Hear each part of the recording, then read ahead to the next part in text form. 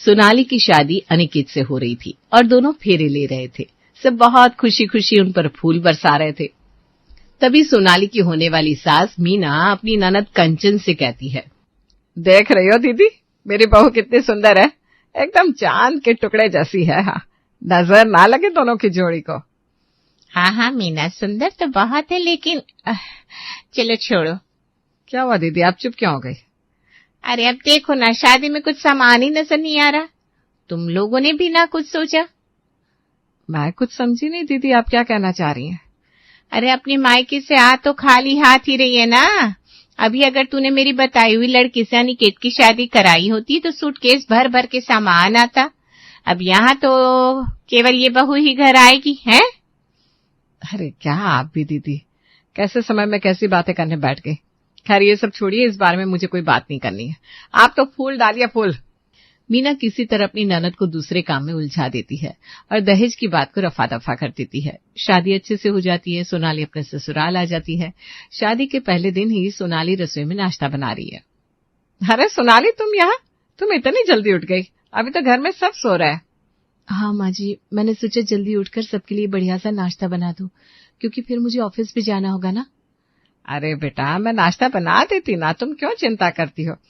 मैं समझती हूँ तुम्हारा ऑफिस जाना जरूरी है, और कल तक मैं ही तो नाश्ता बनाती थी ना, तो क्या आज तुम्हारे आते ही मैं ये काम बंद कर दूंगी? अरे माँ जी, इसमें चिंता कैसी, और ऑफिस तो मुझे 10 बजे जाना है। तब तक तो सब नाश्ता आराम से बन जाएगा, और ये करने में मुझे बहुत अच्छा लगता है। आपको भी तो बहू के आने से कुछ सुख मिलना चाहिए कि नहीं? तुम तो बहुत समझदार हो बेटा। वैसे क्या बनाया है तुमने? खुशबू तो बहुत अच्छी आ रही है। माँ जी, मैंने गर्मा गर्म उत्तपम और इलायची वाली चाय बनाई है, और साथ में ये पूरी सब्जी भी, ताकि अगर किसी को एक चीज पसंद ना हो तो वो दूसरी खा ले। अरे बेटा, इतनी मेहनत की, हम लोग तो एक ही चीज खा लेते, क्या तुम भी? हाँ माँ जी, एक बार मैं सबकी पसंद जान लूं, उसके बाद ना एक ही नाश्ता बनाऊंगी। अभी तो मैंने अपनी पसंद से बनाया है। मुझे ये उत्तपम खाना बहुत पसंद है। ये रवा और दही से बनता है। अच्छा अच्छा ठीक है, लाओ बहू, मैं चाय निकाल देती हूँ, फिर सब साथ में बैठकर नाश्ता करेंगे। इसी तरह मीना का परिवार हंसी खुशी रह रहा था। सोनाली सुबह सुबह सबके लिए नाश्ता बनाती थी। फिर जब वो शाम को जल्दी आ जाती तो अक्सर अपनी सास के साथ बैठकर चाय पीती। मीना भी अपनी बहू से बहुत खुश थी। लेकिन एक दिन सोनाली की बुआ सास कंचन घर आती है और घर का माहौल एकदम बदल जाता है। अरे बुआ जी, आइए आइए, मैं भी बस अभी आई ऑफिस से। अभी आपके और मम्मी जी के लिए चाय बनाकर लाती हूँ, और आप पनीर पकौड़े खाएंगी ना? हाँ जरूर, ये भी कोई पूछने की बात है। बहू के हाथ के पकौड़े जरूर खाएंगे। शादी के बाद पहली बार तुमसे सेवा कराने का मौका मिला है। अरे मगर सोनाली, तुम अभी ऑफिस से आई हो, थक गई होगी। चाय मैं ही बना देती हूँ, तुम जाकर थोड़ा आराम कर लो। बुआ जी तो अब कुछ दिन रुकेगी, आराम से सेवा करती रहना। अरे माँ जी, ये आप कैसी बात कर रही हैं? भला इसमें क्या थकान होगी, और मेरे रहते आप काम क्यों करेंगी? मैं जा रही हूँ चाय बनाने, आप बस आराम से बैठिए। अच्छा ठीक है, जाओ बना दो। सोनाली रसोई में चली जाती है और चाय पकौड़े बनाने लगती है। लेकिन उसके जाते ही कंचन मीना से कहती है, अरे ये मैं क्या सुन रही हूँ मीना, तेरी बहू अभी भी काम पर जा रही है? हाँ दीदी, शादी के बाद उसने काम नहीं छोड़ा। उसे काम पर जाना पसंद है ना, लेकिन फिर भी वो घर का सारा काम करवाती है। अरे इतना तो कोई घर पे रहने वाली बहू भी ना करती। अरे कितना ही काम करवा लेती होगी। एक तो अपने मायके से खाली हाथ आई, और फिर यहाँ काम ना करना पड़े इसलिए ये नौकरी करने लगी। तुम भी ना कमाल हो मीना, कुछ समझती नहीं। अरे पर दीदी, मीना कुछ कहती उससे पहले ही सोनाली वहां जाती है। उसके हाथ में चाय पकौड़े थे। ये लीजिए, आप लोग एंजॉय करिए, मैं थोड़ा आराम करने जा रही हूँ। हाँ हाँ सोनाली, जाओ, कुछ देर आराम से जाकर लेट जाओ। सोनाली वहां से चली जाती है। उसके जाने के बाद मीना कहती है, दीदी ये सब छोड़ो और ये पकौड़े खाओ। सोनाली के बनाए पकौड़े बहुत स्वादिष्ट होते हैं, और उसकी इलायची वाली चाय का तो जवाब ही नहीं। अच्छा, अभी खा कर देखती हूँ, ऐसा भी क्या खास है। तो अपनी बहू की तारीफों के पुल बांधती रहना बस। कंचन जैसे पकौड़े खाती है और फिर चाय पीती है, उसे वाकई में वो बड़े स्वाद लगते हैं। हाँ स्वाद तो है, मगर फिर भी मीना, तेरी बहू ससुराल तो खाली हाथ ही आई थी। मेरी बहू को देखो, कितने सोने चांदी के जेवर, गाड़ी, एसी, फ्रिज सब लाई थी। तुम तो इस सब से चूक गई। और खाने का क्या है, वो तो सब बना ही लेते हैं। अरे दीदी, आप तो एक ही धुन लेकर बैठ गई हैं।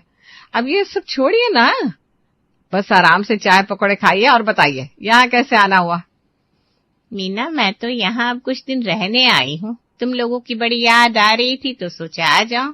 अच्छा अच्छा, आपने बहुत अच्छा किया यहाँ आकर। मैं अभी आपके लिए गेस्ट रूम साफ कर देती हूँ। अरे तुम क्यों करोगी भाई, यहीं बैठो। सोनाली, ओ सोनाली। अरे दीदी, आप उसे क्यों बुला रही हो? वो आराम कर रही होगी, अभी अभी तो गई है अपने कमरे में। मीना कंचन को रोकती है, लेकिन तभी सोनाली वहां आ जाती है। हाँ बुआ जी, आपने मुझे बुलाया? अरे अब तुम ही देखो बेटा, मैं यहाँ कुछ दिन रहने वाली हूँ ना, इसलिए तुम्हारी सास गेस्ट रूम साफ करने जा रही थी, तो मैंने सोचा मैं तुम्हें बुला दूं। तुम कर दोगी ना साफ?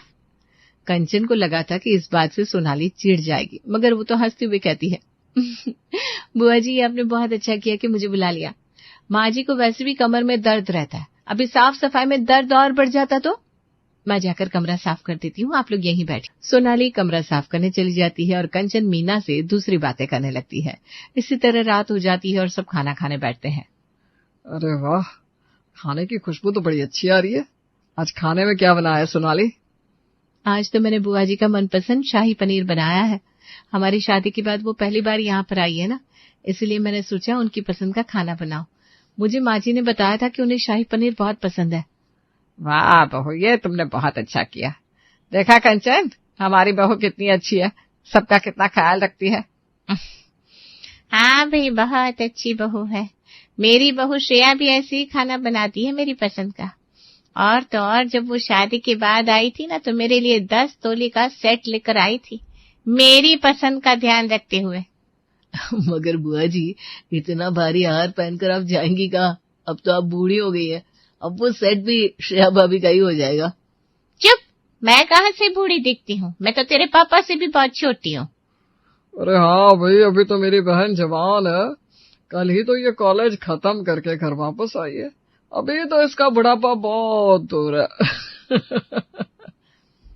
फिलहाल तो अनिकेत किसी तरह बात को संभाल लेता है, मगर मीना समझ गई थी कि कंचन घर में नेक इरादों के साथ नहीं आई थी, इसलिए वो पहले ही सतर्क हो जाती है। ऐसे ही कुछ दिन बीत जाते हैं। एक दिन सोनाली अपने ऑफिस से बड़ा खुश होकर घर आती है। माँ जी, कहाँ है आप? देखिए मेरे पास क्या है। अरे सोनाली, मैं यहाँ हूँ, आंगन में बैठी हूँ, यहाँ आ जाओ। माँ जी, आज ना मेरे ऑफिस में एक प्रोग्राम था और उसमें मुझे मेरी पिछली प्रेजेंटेशन के लिए बहुत तारीफ मिली, और देखिए मुझे ये फ्री मूवी की टिकट्स में मिले हैं, वही फिल्म जो अभी नई आई है। अरे हाँ, वो तो अनिकेत को भी देखनी थी ना। बहुत अच्छा सोनाली, ऐसे ही तरक्की करते रहो। तुम और अनिकेत इसे देखने जरूर जाना। नहीं माँ जी, ऑफिस में तो सब लोग कह रहे थे कि सब ऑफिस के लोग ही साथ चलते हैं, मगर मैंने मना कर दिया, ये कहकर कि मैं अपने घर वालों के साथ ही जाऊंगी। अच्छा, तो फिर तुम्हें सबने कहा नहीं साथ चलने को? कहा ना, वो कहते रहे और मैं ये टिकट्स लेकर आ गई, और अब हम सब साथ में ही जाएंगे। संडे को जब सबकी छुट्टी होगी ना, तब चलेंगे और हम पॉपकॉर्न भी खाएंगे, बहुत मजा आएगा। हाँ, मजा तो आएगा। अच्छा, अब तू जाकर आराम कर ले, थक गई होगी ना। हाँ माँ जी, जाती हूँ, आप ये टिकट संभाल कर रख लेना, और बुआ जी याद रखिएगा आपको भी साथ आना है। हाँ हाँ बेटा, क्यों नहीं, जरूर चलूंगी। सोनाली अपने कमरे में चली जाती है। देखा दीदी, सोनाली कितनी सीधी है और अपने परिवार के बारे में कितना सोचती है, हमेशा सबको खुश रखने की कोशिश करती है। ये छोटी छोटी चीजें ही तो मायने रखती है। अरे तुम्हारी तो आदत है मीना, हमेशा से छोटा सोचने की। अगर तुमने अनिकेत की शादी के पहले थोड़ा बड़ा सोचा होता और मेरी बताई लड़की से उसकी शादी कराई होती, तो घर गहनों और पैसों से भर जाता। तुम चाहे कुछ भी कह लो, ये बात बदलने वाली नहीं कि तुम्हारी बहू ससुराल तो खाली हाथ ही आई थी। अब तो मीना समझ चुकी थी अपनी ननद से बहस करना बेकार था, और वो समझने वाली भी नहीं थी, इसलिए वो खुद ही हार मान लेती है। अच्छा ठीक है दीदी, मुझसे गलती हो गई। अब ये सब छोड़िए, चलिए हम मोहल्ले में टहल कर आते हैं। हाँ चलो भाई, मेरी भी कमर में बैठे बैठे दर्द हो गया है। मगर दीदी, अभी तो आप जवान हो, ऐसे कैसे कमर दर्द आपको सताने लगा? हाँ, तो क्या जवान लोगों को कमर दर्द नहीं होता? आजकल तो उनको और भी ज्यादा कमर दर्द होता है। चलिए चलते हैं। मीना और कंचन साथ में टहलने चले जाते हैं और जब वो दोनों टहल रहे थे तब अचानक अनिकेत उनके पास आता है। आप दोनों यहाँ हैं और मैं कब से आप दोनों को ढूंढ रहा था, जल्दी से घर वापस चलिए। क्या हो गया अनिकेत बेटा, तुम इतने परेशान क्यों लग रहे हो, सब ठीक तो है? नहीं माँ, कुछ ठीक नहीं है। विशाल घर आया है और बुआ जी, विशाल बहुत परेशान लग रहा है, शायद कोई बड़ी बात है। क्या? विशाल घर आया है? क्या बड़ी बात हो गई अचानक से? आखिर क्या हो गया मेरे बेटे को? चलो जल्दी घर चलो। हाँ दीदी, घर ही चल रहे हैं, आप परेशान मत होइए। अनिकेत अपनी बुआ और माँ को जल्दी से घर लेकर आता है। वहाँ विशाल उनका इंतजार कर रहा था। माँ तुम कहाँ चली गई थी? बहुत बड़ी प्रॉब्लम हो गई है, मैंने कितने फोन भी लगाए। अरे मेरा फोन बंद हो गया था तो उसे चार्ज पर लगाकर मैं टहलने चली गई। मगर ये बता क्या हो गया विशाल, तू इतना परेशान क्यों नजर आ रहा है? माँ श्रेया फिर से मुझसे लड़कर मायके चली गई है। उसने घर में सारे बर्तन तोड़ दिए और इसके बाद उसने मुझे डाइवोर्स देने की धमकी भी दी है। यही नहीं, उसने मुझे कहा कि एलिमनी में वो पूरे 20 लाख लेगी। क्या 20 लाख? हे भगवान, इतने पैसे! पागल हो गई है क्या वो? उसका दिमाग दिन पर दिन खराब होते चला जा रहा है। हाँ माँ, अब तो मैं भी उसके हरकतों से तंग आ चुका हूँ। जाने किस मनहूस घड़ी में मैंने उससे शादी कर ली। विशाल और बुआ जी की बातें सुनकर सोनाली का परिवार दंग रह जाता है। क्या भला ये सब क्या हो रहा है? ये डाइवोर्स की बात कहाँ से आ गई विशाल? तुम दोनों की शादी तो अच्छी चल रही थी ना? और कंचन दीदी, आपने तो कभी कुछ बताया ही नहीं, क्यों? अरे कहा मामी जी, जिस दिन शादी हुई उसके अगले दिन से ही श्रेया ने घर पर अपना हुक्म चलाना शुरू कर दिया था। यहाँ तक कि वो तो माँ से भी बदतमीजी से बात करती थी, कभी घर का कोई काम नहीं करती। और कोई कुछ कहता तो कहती वो तो इतना दहेज लाई थी तो इस घर में सबको उसकी ही बात माननी पड़ेगी। और अब तो हद ही हो गई, छोटी सी बात पे लड़ाई करके वो अपने मायके चली गई है और वहां से वो डाइवोर्स की बात बोल रही है। हे भगवान दीदी, घर में इतना सब कुछ चल रहा था और आपने हमें बताया तक नहीं। लालच के चक्कर में जब आपने श्रेया के घर विशाल का रिश्ता तय किया था तब भी हमें नहीं बताया था और अब भी नहीं, लेकिन हमेशा ऐसे बात की जैसे कुछ हुआ ही ना हो। मुझे माफ कर दो मीना, मुझे तुम लोगों को सब सच बता देना चाहिए था। असल में अपने घर में ये जो रोज रोज के लड़ाई झगड़े चल रहे थे उन्हीं से परेशान होकर यहाँ आई थी।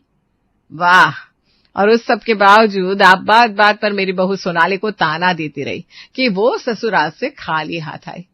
मगर अब मैं आपको इस बात का जवाब देना चाहती हूँ दीदी, मेरी बहू ससुराल खाली हाथ नहीं आई, बल्कि वो अपने साथ संस्कार और प्यार लाई।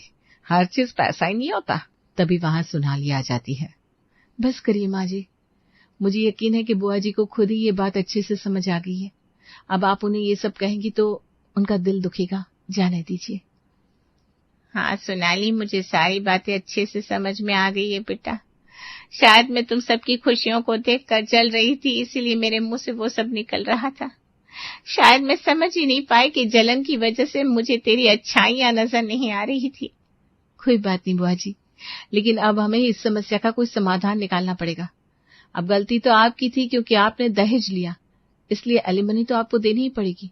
या तो हमें श्रेया भाभी को मिलकर समझाना पड़ेगा कि वो घर वापस लौटाए। नहीं, मुझे नहीं लगता वो कभी मानेगी, और अगर वो घर आई तो सिर्फ कलेशी हो गए।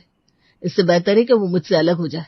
बात बात पर वो दहेज लेकर आने का ताना सुनाती है, ये नहीं देखती कि यहाँ उसे मैंने कितना कुछ लाकर दिया है।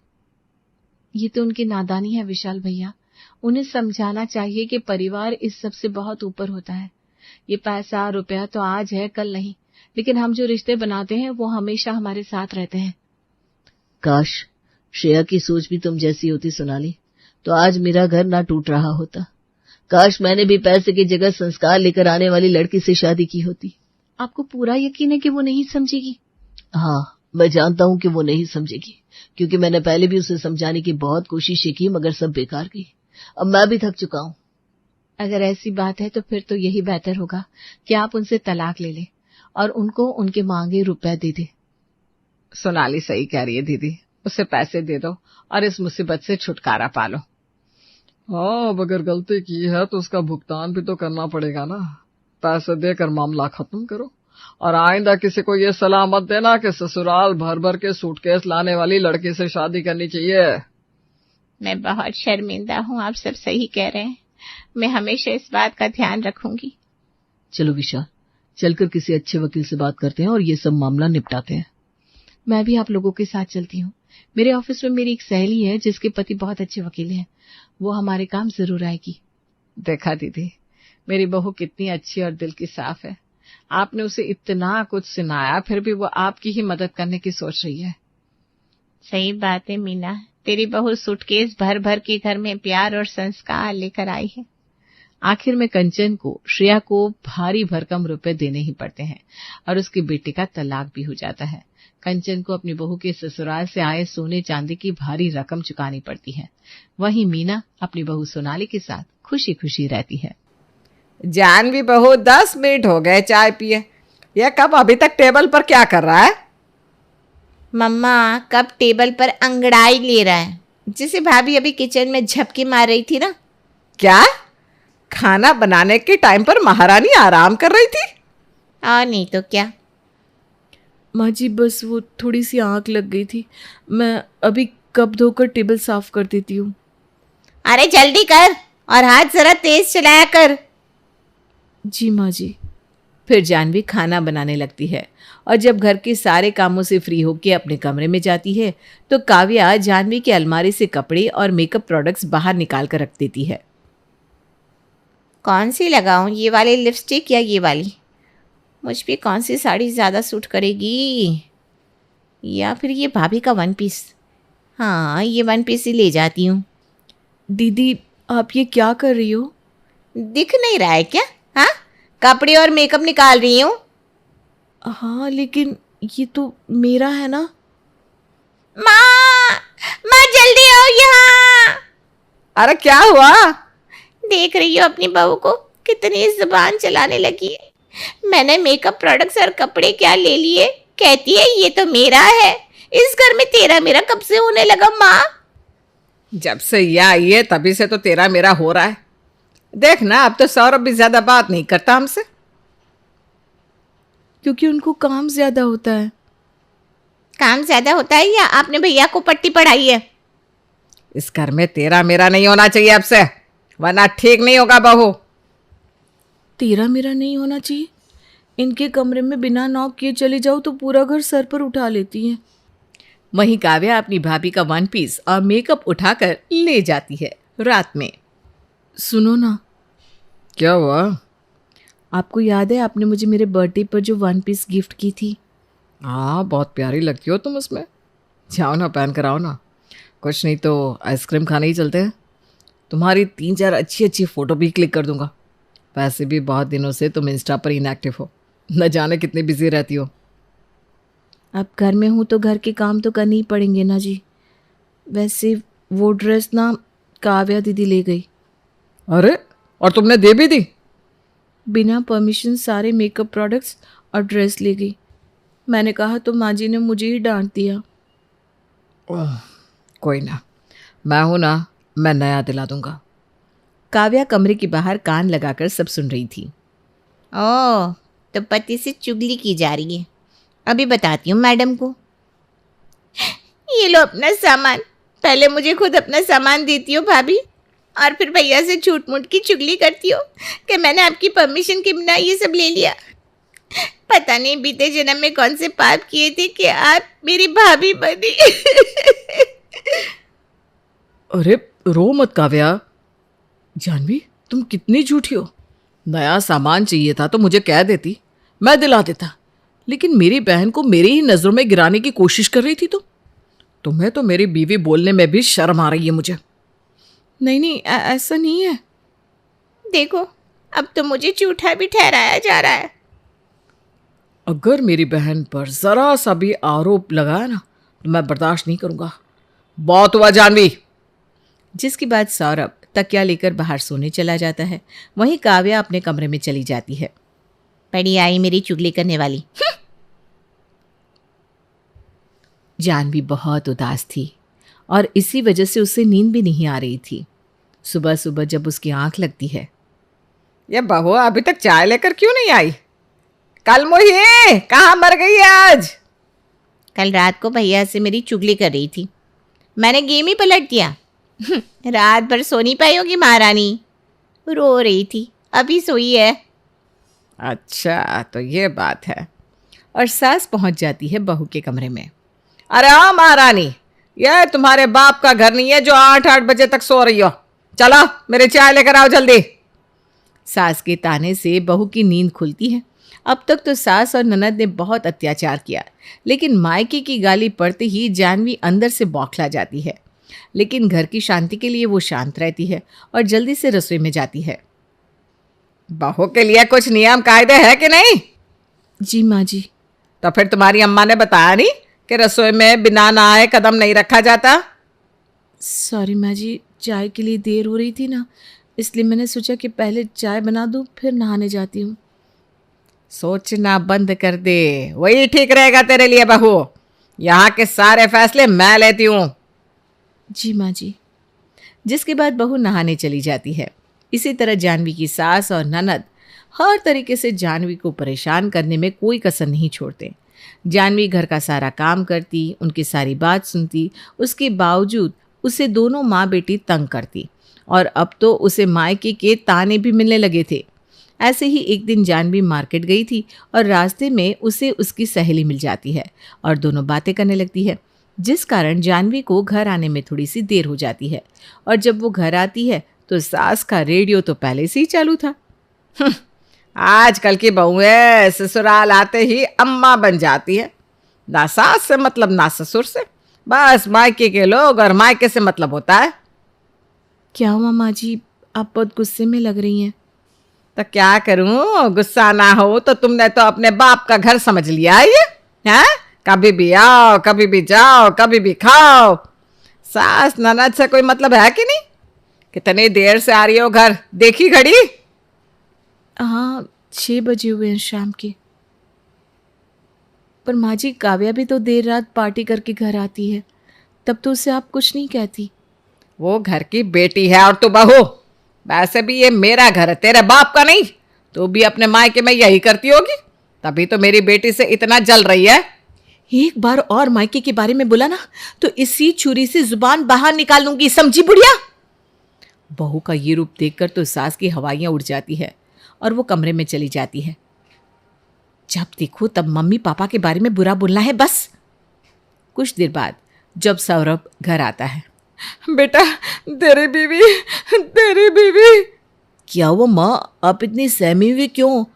अब रो क्यों रही हो?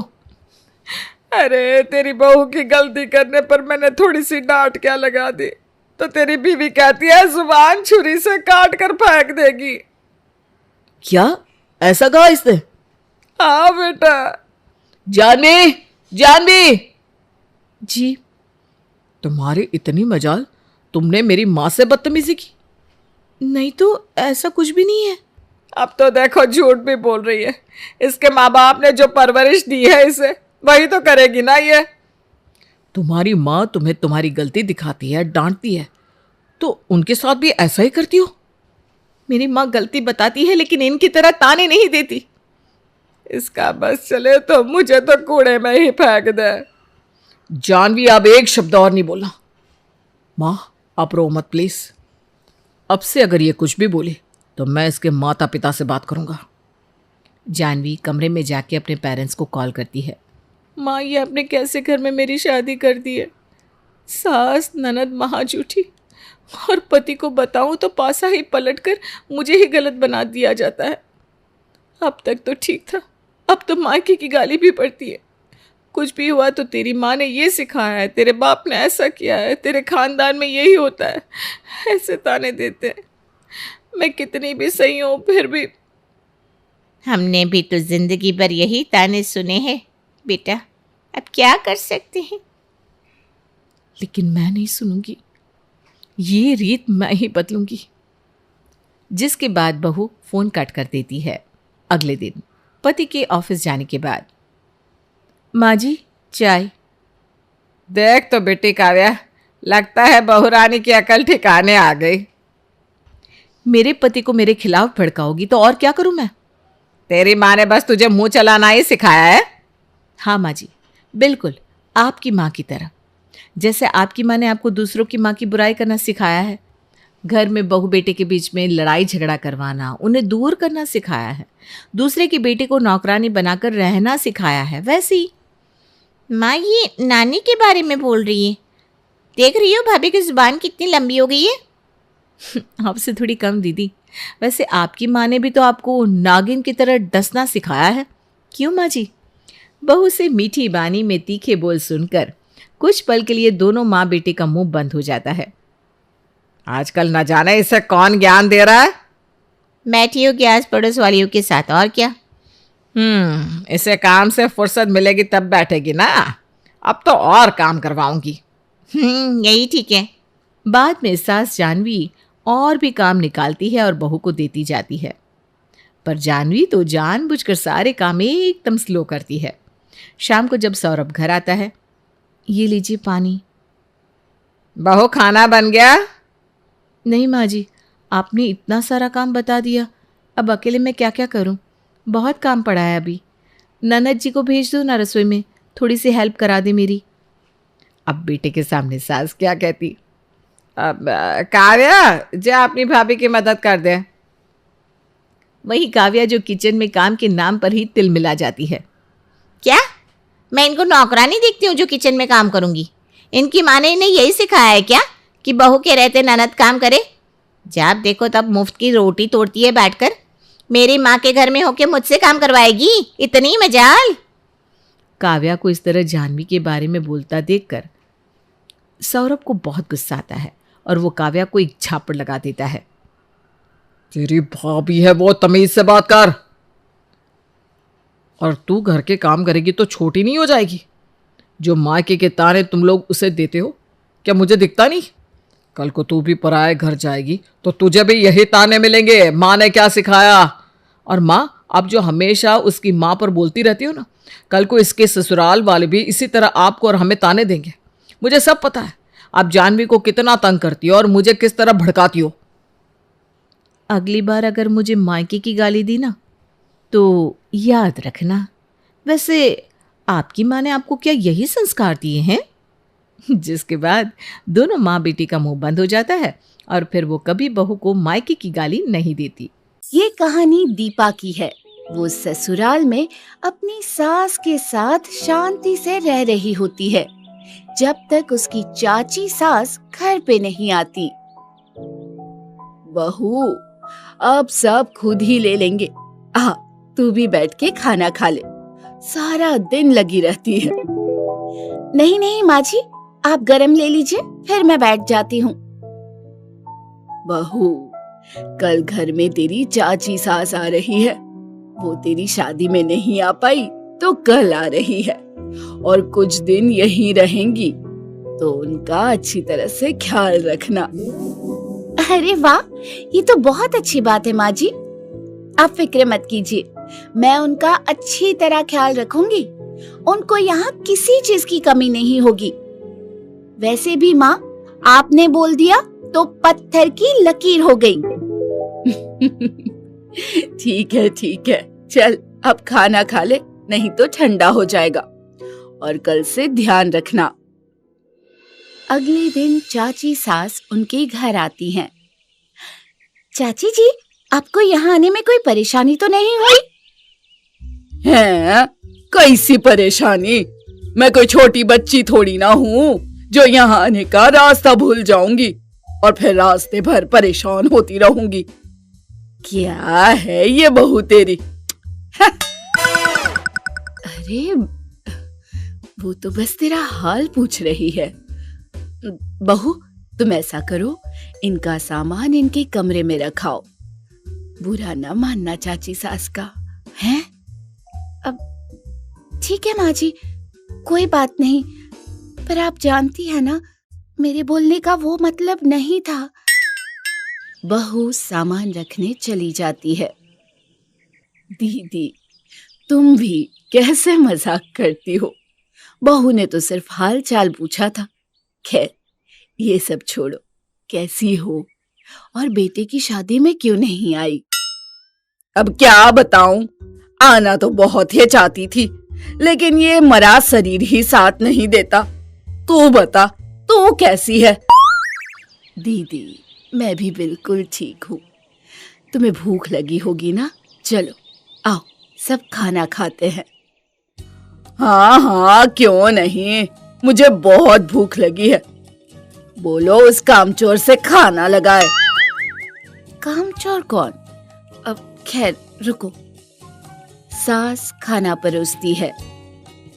बहू तू भी बैठ जा, मैं खाना परोस देती हूँ। चाची सास से बात कर ले अपनी। माँ जी कैसी बात कर रही हैं?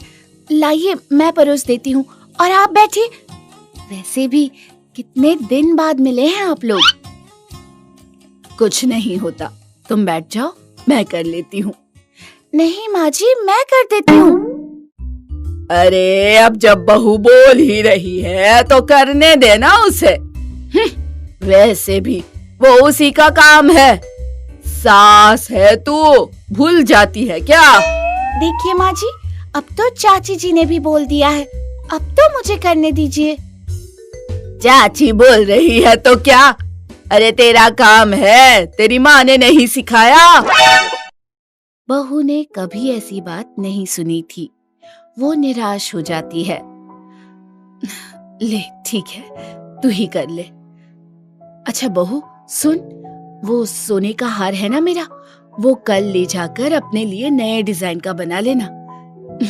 है मेरी प्यारी बेटी है ना तू। सास समझ चुकी होती है कि बहू किस बात से नाराज हो सकती है। वो उसे मनाने की कोशिश करती है। अगले दिन चाय तू क्यों बना रही है? बहू कहाँ है? सो रही है क्या इतनी देर तक? हाँ, वो शायद रात को देर से सोई थी, इसलिए अभी तक सो रही है। वैसे हमारे यहाँ चलता है ये सब। मुझे तो समझ ही नहीं आ रहा, तूने अपनी बहू को इतनी छूट क्यों दे रखी है? अगर ज्यादा छूट देगी तो तेरे सर पे चढ़कर नाचने लगेगी, तब ना कहना। ये कैसी बात कर रही हो दीदी? बहू ऐसी नहीं है, वो सभी काम बखूबी से करती है।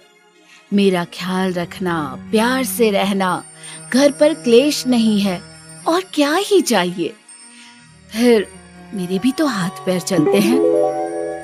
अरे तुम नहीं जानती, बहू पहले ऐसे ही होती है, मुंह पर कुछ और पीठ पीछे कुछ और।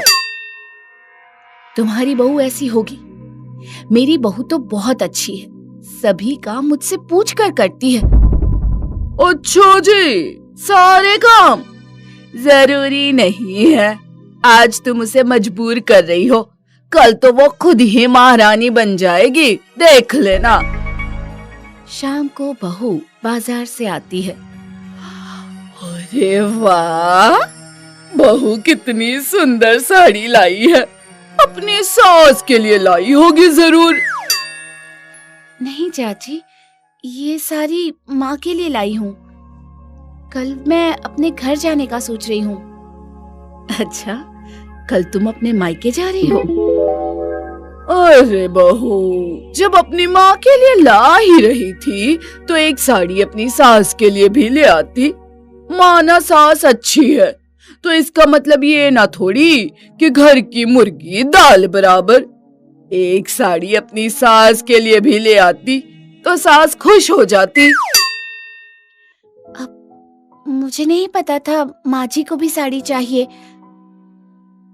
कोई बात नहीं, अगली बार जब बाजार जाऊंगी तो पक्का लाऊंगी। चाची सास के कान में फुसफुसाती है। देख रही हो ना, अपनी बहू के बदले बदले रंग ढंग। अब भी यही कहना चाहोगी, मेरी बहू ऐसी है वैसी है, अच्छी है। मैं तो बोलती हूँ अभी आवाज उठाओ, नहीं तो बाद में बड़ा पछताओगी। लेकिन कैसे? चाची सास को सुझाव देती है। बहू, तुम कल अपने मायके नहीं जा सकती हो। अब लेकिन माँ जी क्यों? कल आप ही ने तो बोला था। हाँ, मैंने ही बोला था, लेकिन अब मैं मना कर रही हूँ। लेकिन माँ जी क्यों? कुछ हुआ है क्या? बहू, मैंने मना कर दिया, इतना काफी नहीं है क्या? ठीक है माँ जी। बहू अंदर चली जाती है। ऐसे ही सास चाची सास के कहने पर बहू को रोक टोक करने लगती है। बहू इस रोक टोक से परेशान हो जाती है। एक दिन, देखा, मैंने तुमसे कहा था ना, मेरे नक्शे कदमों पर चलोगी तो राज करोगी। देखा, तुम्हारी बहू तुमसे बात तक नहीं करती, सवाल करना तो दूर की बात। लेकिन दीदी, आपको नहीं लगता ये कुछ ज्यादा ही हो रहा है? बहू की इसमें कोई गलती नहीं, बस इससे घर की शांति खत्म हो गई है। अरे तुम बहुते भोली हो, तुम ऐसी लड़कियों के जाल में फंस जाती हो, लेकिन मेरे होते हुए ऐसा मैं कभी नहीं होने दूंगी ना। लेकिन दीदी फिर भी, अच्छा तो माँ जी, आप ये सब इनके कहने पर कर रही हैं? तभी सोचूं, आप कुछ दिनों से इतनी बदली बदली क्यों हैं? क्योंकि आप पहले तो ऐसी नहीं थी। बहू, तुम कब आई यहाँ? और तुझे शर्म नहीं आती हमारी बात ऐसे सुनते हुए, हैं? चाची, शर्म मुझे नहीं, आपको आनी चाहिए, दूसरों के घर पर आग लगाते हुए। आप सही कह रही हैं, माँ जी सच में बहुत भोली हैं, इसीलिए वो आपकी इस जाल में फंस गई। बहू, कैसा जाल? माँ जी, आप नहीं जानती, ये मुझे आपके खिलाफ और आपको मेरे खिलाफ भड़का रही थी। मुझ पे उसका कोई असर नहीं हुआ तो इन्होंने आपको अलग अलग तरह से भड़काना शुरू कर दिया और आप इनके जाल में फंस गई। क्या दीदी, ये सच है कि आप केवल अपने मनोरंजन के लिए हम सास बहू के बीच आग लगा रही थी? नहीं नहीं, तुम गलत समझ रही हो। तुम तो जानती हो, आज तक दुनिया में कोई सास बहू शांति से रही है भला? आप जैसे खोखली सोच वाली औरतों की वजह से ही कहा जाता है कि एक औरत ही दूसरी औरत की दुश्मन होती है। दूसरों के घर की शांति आपसे बर्दाश्त नहीं हुई ना, कि आपने हम सास बहू के बीच में फूट डालना शुरू कर दिया। शर्म आती है मुझे आपको दीदी कहते हुए। आपके कहने पर मैंने अपनी बहू के साथ कितना गलत किया और उसने मुझे एक शब्द तक नहीं बोला। मैं आपको अपना मानती थी, लेकिन आप तो आस्तीन का सांप निकली। मेरे ही घर में आकर घर तोड़ने की कोशिश कर रही थी। इससे पहले कि मैं आपकी और बेइज्जती करूं, आप यहाँ से चली जाइए। चाची सास घर से चली जाती है और सास और बहू फिर से मिलजुल कर रहने लगती हैं।